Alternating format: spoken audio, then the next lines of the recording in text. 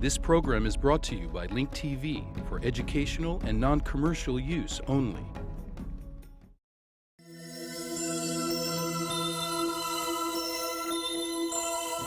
Mosaic, a daily news program from Link TV, presents a selection of news reports from independent and state-controlled broadcasters from throughout the Middle East.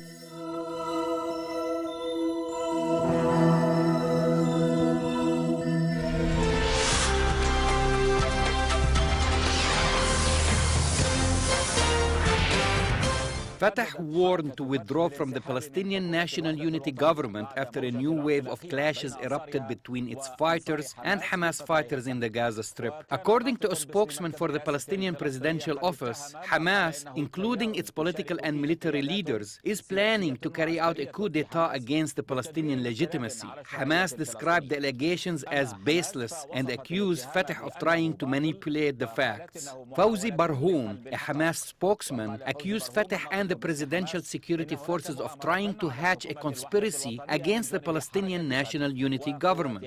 Barhoum added that the home of the Palestinian Prime Minister Ismail Haniyeh was attacked twice in the past 24 hours. In another development, our correspondent in Gaza said that a Palestinian security source confirmed that several Hamas gunmen seized control of a Fatah position near the European Gaza hospital in the province of Khan Yunis. Meanwhile, several gunmen from the Presidential Security Forces seized control of the Hamas-based Al-Aqsa television station in Ramallah.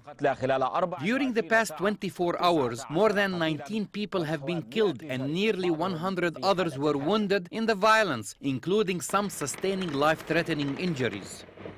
دعوات التهدئة في قطاع غزة لم تجد آذانا صاغية بين حركتي فتح وحماس. The calls for a ceasefire between Fatah and Hamas were not answered. من القتلى والجرحى. إطلاق النار العشوائي طال بعض المواطنين الذين ليس لهم علاقة. Today more people were killed and wounded as a new wave of violence erupted in the Gaza Strip, which overshadowed all aspects of life in the Gaza Strip. في شوارع غزة. If they have an ounce of national loyalty and responsibility, they would let our people live free. We suffered enough from the Nakba and Israel. We continue to suffer from this internal fighting between Palestinian factions and organizations. Where is the national responsibility? Our political organizations have become a burden on our people. The internal fighting has brought shame and dishonor to every Palestinian. We rely on God, and God will judge the aggressors and oppressors. The internal fighting between the people of one nation has recently escalated in the Gaza Strip, where civilian homes and public institutions came under fire and mortar attack. The home of the Palestinian Prime Minister was hit by a rocket-propelled grenade with no reports of injury. In addition, the headquarters of the Palestinian presidential compound were subjected to mortar attacks. A broadcast station for the Palestine television outlet was destroyed in central Gaza. This news comes as some Palestinian groups and an Egyptian security delegation continue to exert effort to help end the violence. Power, authority, and position come with one's job, and they go when his job ends. The Palestinian plight is not applied for a political power. We cannot talk about the Palestinian plight in such a backward and an unreasonable way. Talking about it in this way proves that we are incompetent to deal with this political crisis. In a statement to the Palestinian Presidential Office, Fatah accused a Hamas-led faction of planning to carry out a coup d'etat against the Palestinian legitimacy and of igniting a civil war. Fatah added that the Palestinian president urged all sides to stop the fight, engage in serious talks, and to abide by the instructions given from Central Command of their joint ground operations. It is possible that this group is trying to cause harm. It is trying to do that through public statements and actions on the ground, as was the case in the attack on the president. Hamas denied the allegation and described it as a political escalation against the Islamic movement and a call for more violence and destruction. The head of the Palestinian National Authority should have adopted a positive and constructive position to help bridge the gap and end the crisis. Instead, his position fueled the fragile and tense situation that gave a privilege and legitimacy to one side at the expense of the other. The Palestinian cries for relief and help and their calls to stop what they described as a disastrous incident were not answered. Who benefits from the kidnapping, killing, and destruction in the Palestinian territories? This question often comes to the spotlight, and the answer has not yet been found. غزة فلسطين.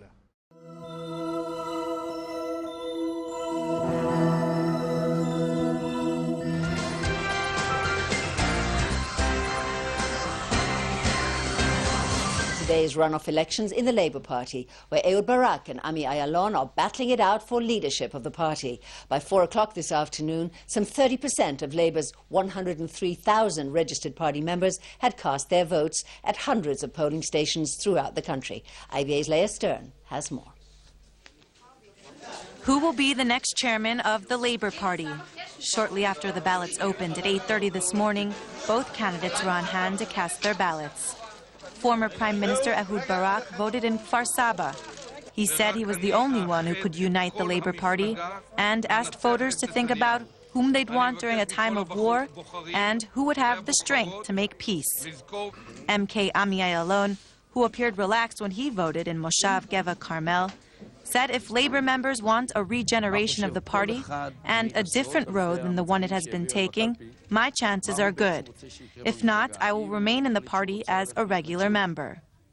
Polls taken ahead of the primaries indicated that in a runoff election, Barak would trail Ayalon by 20%. But in fact, the latest polls published yesterday give Barak a slight lead, which may indicate that Ayalon's decision to team up with incumbent party chairman Amir Peretz may have worked against him.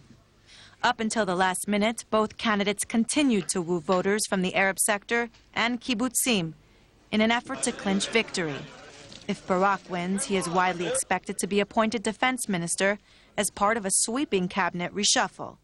If Ayalon is victorious, he may have a problem keeping his promises of senior appointments to his long-standing allies MK Avishai Braverman and Amir Peretz. Polling stations will close at 9 p.m. this evening, with official results expected in the early hours of tomorrow morning. This is Leah Stern for IBA News. And as part of this very busy political week, the Knesset is gearing up for tomorrow's elections for Israel's 9th president. Momentum appears to be building for Shimon Peres, especially after the Shas Council of Torah sages instructed all the Shas legislators to vote for Peres. However, because it's a secret ballot, Peres associates still fear that the Shas MKs will surprise him, as they did in the last presidential election 7 years ago, when they gave the victory to outgoing President Moshe Katsav. The Pensioners Party has said it will vote for Peres. However, former Knesset Speaker Reuven Rivlin is one of the most popular legislators in the House and has supporters in almost every faction. And the third candidate, Colette Avital, has come in last in all the polls, but she has the support of her own Labour Party. The first round of secret voting begins at 12 noon tomorrow. And if none of the candidates win 61 votes, there'll be a second and possibly even a third round. And staying with tomorrow's presidential vote in the Knesset, while several parties have taken public positions on which presidential candidate they support, others remained non-committal. IBA's Erin Weiner was in the Knesset today and spoke with several legislators, as well as 2 of the presidential hopefuls ahead of tomorrow's vote. Knesset member Avital, how are you feeling today on the eve of the elections? Hopeful. Hopeful. I'm working hard. I think I've gone a long way. And let's see what happens tomorrow, but I can promise you one thing, I'll work until the last moment. What kind of impact do you think your presidency would have on the office of the presidency? I would certainly change probably not only the look of the presidency, I would change the tone of the public debate. I think the mere fact that I'm a woman would probably soften the edges certainly change the image of Israel abroad, but more than that, I think it will be a very important message of equality. There is a lot of tents, and we are wondering what will happen. It is a work of 1 year and even more than that, and this is a dream that runs with me since my late father. You don't even look tired. I don't, because I know how to sleep at night and to rest for a while. And I had my jogging this morning, and jogging gives you a lot of strength and a lot of optimism. I'm going to vote for Mr. Shimon Peres. I think that most of my colleagues in the Meretz party will do so, maybe all of us. And I believe at the end of the day, from Israeli point of view, it's very important that a man like Shimon Peres, with all his reputation, will take this task in trying to renew, if there is some kind of importance in the job, to renew it and to build it again. Is it going to happen on the paper in this very moment? It has a very good chance. But you know, two facts. One, we are in the Middle East. And second, in the case of Mr. Peres, you can never know. We met yesterday with the three candidates in our faction. We are willing to be those who will influence who will be elected. Nevertheless, we do believe that this election is not so important. We are talking about a very symbolic position, not influential, but we are taking part and participating in this process, and our faction will vote in a harmonic way.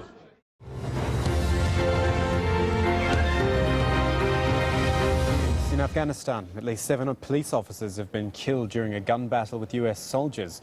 It's reported both sides mistook each other for militant gunmen while the US soldiers were carrying out an operation against suspected Taliban forces in the eastern province of Nangarhar.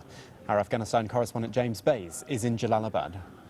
This is one of the worst ever incidents of mistaken fire in Afghanistan. Al Jazeera has spoken to some of the Afghan police officers who were injured in this incident, and they're giving us a clearer picture of what happened. They say they were in their checkpoint when they heard a noise. They didn't realize that an American patrol was passing. They opened fire thinking that the noise was the Taliban and that they were under attack. The Americans, when they came under fire, assumed they were being attacked by the Taliban. They returned fire. The incident then escalated. The Afghan police called in reinforcements. The Americans called in close air support. And that's when I think most of the Afghan police officers were killed and injured, when a helicopter gunship arrived on the scene and started firing rockets in the area. It left 7 Afghan police officers dead, 4 injured, and one of those injured, I'm told, is in a very grave situation. Doctors told me that his stomach was ripped open by one of the rockets, and they are very concerned. They say his injuries are life-threatening. James Bays, Al Jazeera, Jalalabad. While Lebanese army commandos claim to have blown up the home of a Fatah al-Islam leader inside the Nahr al-Bared refugee camp, the funerals have been held of 2 aid workers killed there on Monday. The 2 employees with the International Red Cross were killed when their vehicle was hit by a shell near the northern entrance of the camp. They are the first aid workers to be killed in nearly 4 weeks of fighting between the Lebanese army and the Fatah al-Islam group.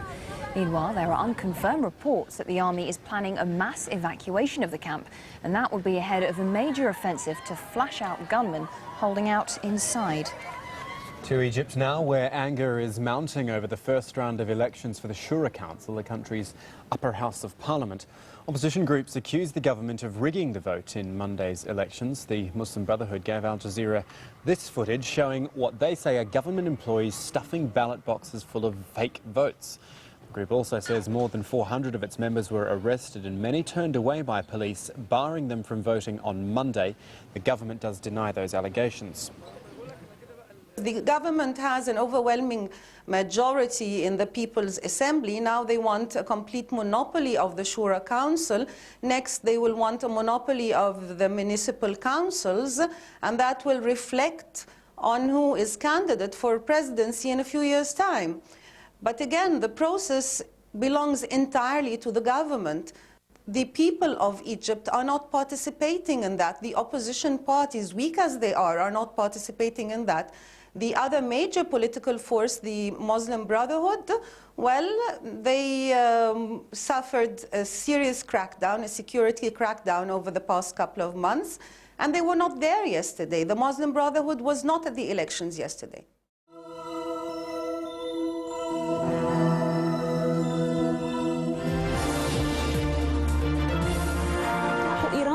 Does Iran have an ambition to infiltrate into America's backyard? Politically speaking, Iran may have succeeded in accomplishing this, or else how can one explain its alliance with Latin American regimes, considering the long distance? The Nicaraguan president, Daniel Ortega, was a VIP guest in Iran, where he was received in an official and popular welcome. This was justified by Iran's desire to expand its international opposition to Washington. We leave you with Ahmed al-Bahrani from Tehran.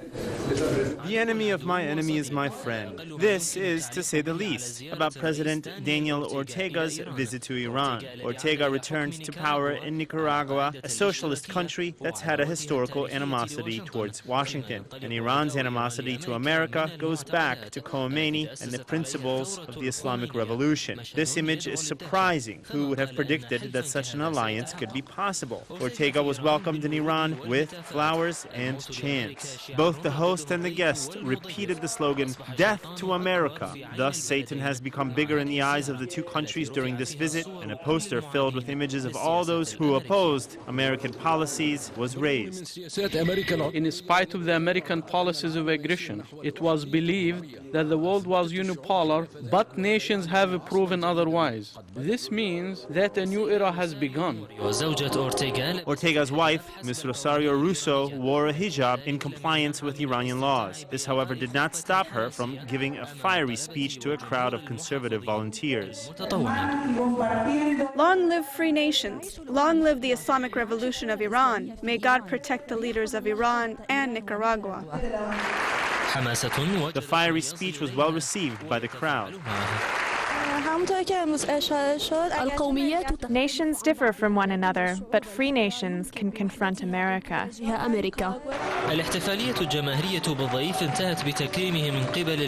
The popular welcome ended with the head of the Iranian commando unit, Saeed Qasimi, a name that generated huge controversy in the past, honoring the guest. The relationship between Nicaragua and Tehran is not based on common history, geography, or language. What bonds the two countries together is their hatred of American policies. Will Nicaragua be the gateway through which Iran enters Washington's backyard?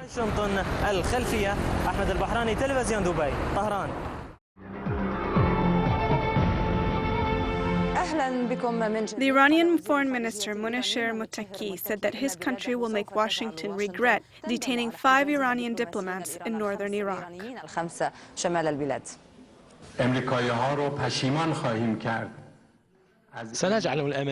We will make the Americans regret their illegal actions against the Iranian diplomats at our consulate in Erbil. They must be released. If the Americans are serious about resolving the problem of Iraq, which they are a part of, then we will deal positively with Iraqi requests to continue our talks with the Americans on the issue of Iraq.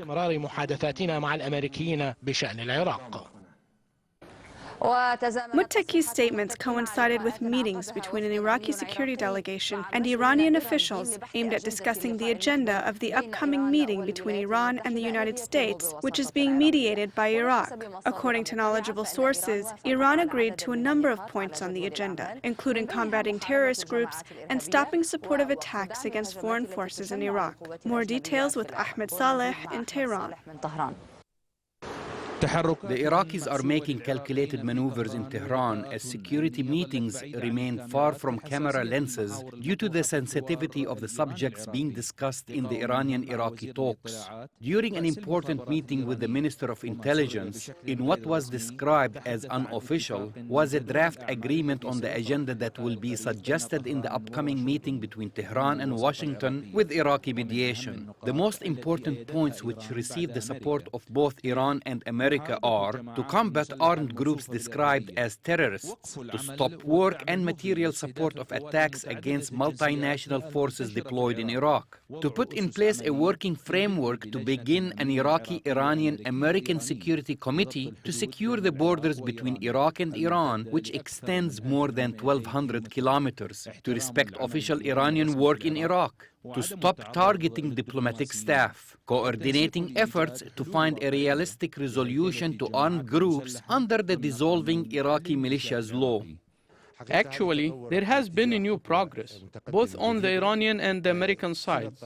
There is nothing that prevents them from resuming dialogues and meetings, or from continuing discussions. However, this time it must be professional and practical. The Iranian and Iraqi delegates agreed that the recent rapprochement between their two countries should be based on finding ways to utilize Tehran's influence inside Iraq in a positive manner.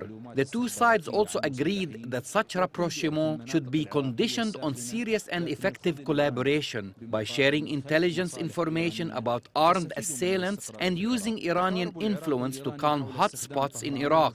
In exchange, the stability in Iraq will serve Iran's interests. Certainly, these interests are not the only price that can persuade Iran to have a positive influence in Iraq.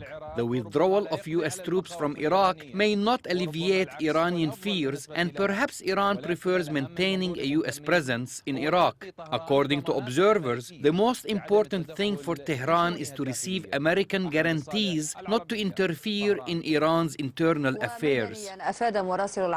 On the ground, an Al Arabiya correspondent reported a booby-trapped car exploded in the Ta'mim neighborhood east of Ramadi. Many people were killed and injured. A group known as the Islamic State of Iraq announced that it has kidnapped 14 Iraqi soldiers and policemen and threatened to kill them within 72 hours unless the Iraqi government fulfills its demands.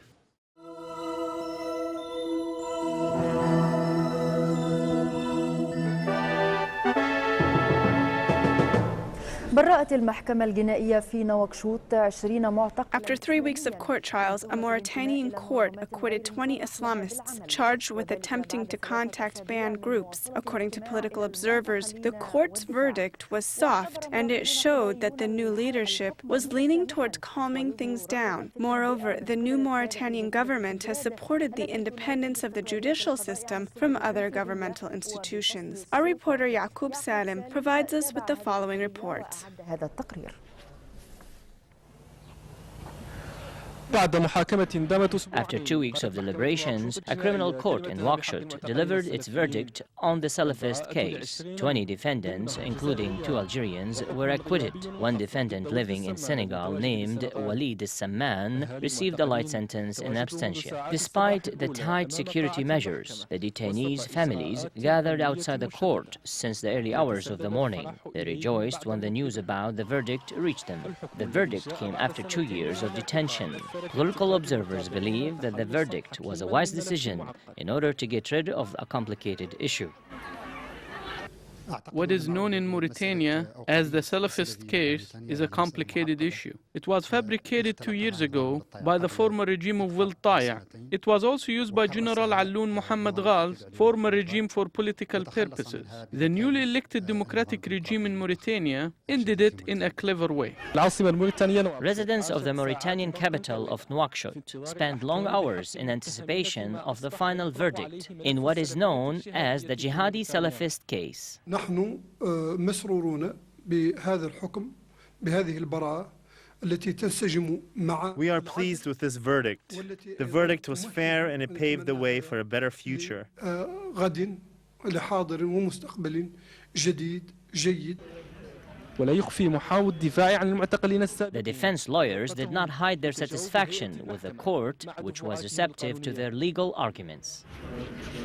أنا وزملائي في الدفاع مسرورون جدا. My colleagues and I were very pleased with this verdict. We believe that it was a fair verdict and we were expecting it because we have studied the case very carefully and managed to prove that the case had lost its legal ground after some false testimonies were eliminated. من غير محاضر انتزعت.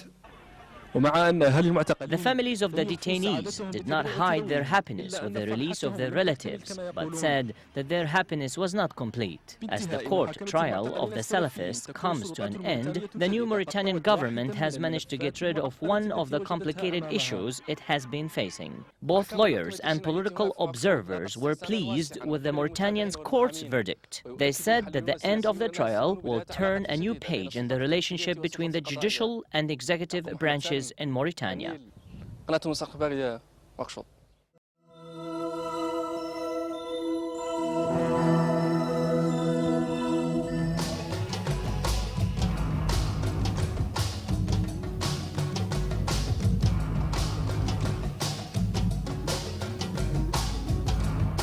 The new Mauritanian government is faced with many challenges and obstacles, which include a budget deficit of 30 billion uqiyas. $1 is equivalent to 256 uqiyas. High rates of poverty and unemployment, especially among college students, as well as the issue of the so-called Mauritanian Salafis.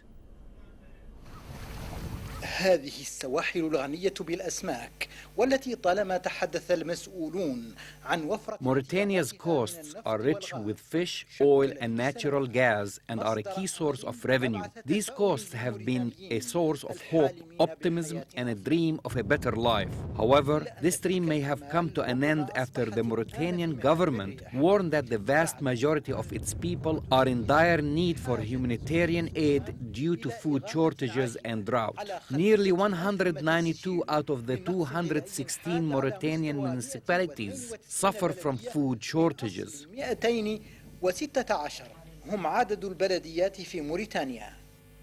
The lives of more than 1 million people in 192 municipalities are in grave danger due to food shortages. We urge the government and donors to provide the humanitarian aid and send food to these battered regions. We must join forces and combat this crisis. Mauritania, which has nearly 3 million people, is rich with oil and iron ore, and its coastal waters are among the richest fishing areas in the world. However, the country has qualified for debt relief under the HIPC initiative. According to a recent government study, 46.7%, or nearly half of the population of Mauritania, lives below the poverty line. The vast majority of them live in the countryside. Most Mauritanians believe that the widespread of poverty was caused by factors such as inequalities in the redistribution of wealth, mismanagement of public policy and internal affairs, and administrative corruption. Through this law, we will deal with the negative impact of the decline in revenues from oil production. This year, the loss from oil revenues was estimated at 17 billion uqiyas. In addition, we had to come up with another 13 billion uqiyas to meet prior obligations and debt inherited from the previous government. Mauritanians have been known for their patience and social unity. While some Mauritanians believe that the recent economic assessment of their country is exaggerated, others think that their country may have an economic surplus if its natural resources are utilized efficiently. The fact of the matter is that we suffer from a dangerous form of mismanagement in our country. If this new regime takes serious measures to improve the way things run in the country, then I expect an economic surplus. This year, the economic deficit has worsened due to the drought caused by the delay in the arrival of the rainy season, which is important for agriculture and livestock. We had a drought this year. The government did not help its citizens. Unlike the former regime, the new government did not pay attention to our problems. A rich government and a poor nation is a saying that applies well to this Mauritanian case. Mauritania is faced with drought and desertification on one side and poverty and administrative corruption on the other side. For the African Problems Program, Muhammad Abdallah Minaim Al-Alam from the northern outskirts of the Mauritanian capital, Nouakchott. The views expressed on Mosaic are those of the participating broadcasters, not Link TV or its sponsors. Please visit linktv.org/Mosaic for more information about these broadcasters or to view previous Mosaic programs. obtain program transcripts, or receive the weekly Mosaic Intelligence Report. Mosaic is made possible by a grant from the William and Flora Hewlett Foundation. Additional support is provided by the Firedoll Foundation, the Otto Haas Charitable Trust, and by committed Link TV viewers like you. If you value this program, please send your tax-deductible contribution to Link TV, either through the website or the mailing address listed on your screen. This program was brought to you by Link TV for educational and non-commercial use only. Link TV is the only U.S. television network devoted to global and national news, with uncompromising documentaries and diverse cultural programs which connect you to the world.